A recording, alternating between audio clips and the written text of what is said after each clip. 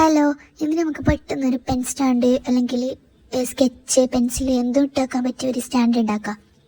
ഞാൻ പെട്ടെന്ന് കിട്ടിയ ഒരു ലൈറ്റ് എടുത്തിട്ട് അതുകൊണ്ട് സർക്കിൾ വരച്ച്, നിങ്ങൾക്ക് സർക്കിളായിട്ട് വരക്കാൻ പറ്റിയ എന്തുണ്ടെങ്കിൽ അത് ഉപയോഗിച്ചാൽ മതി.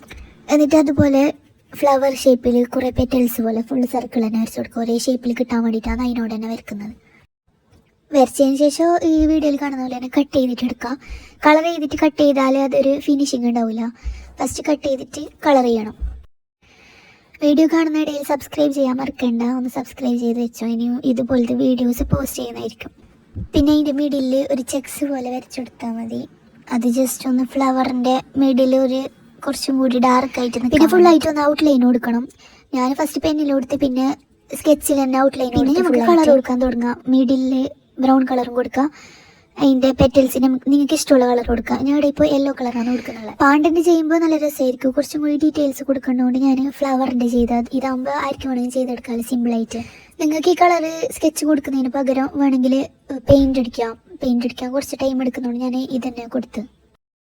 പിന്നെ ഇതുപോലത്തെ ഒരു ഹോൾഡർ ഉണ്ടാക്കിയിട്ട് എടുക്കണം. അത് ജസ്റ്റ് 4 കാർഡ്ബോർഡ് പീസ് വെച്ചിട്ട് അറ്റാച്ച് ചെയ്തിട്ട് ഒരു ഹോൾഡർ ഉണ്ടാക്കിയിട്ട് അതിന് പെയിൻറ് കൊടുക്കാം. പിന്നെ അത് രണ്ടും കൂടി അറ്റാച്ച് ചെയ്താൽ മതി. അപ്പോൾ സിമ്പിളായിട്ടുള്ള ഒരു പെൻ ഹോൾഡർ റെഡി ആയിട്ടുണ്ട്. ഇഷ്ടപ്പെട്ട എന്തായാലും ലൈക്കും സബ്സ്ക്രൈബും ചെയ്യാൻ മറക്കണ്ട.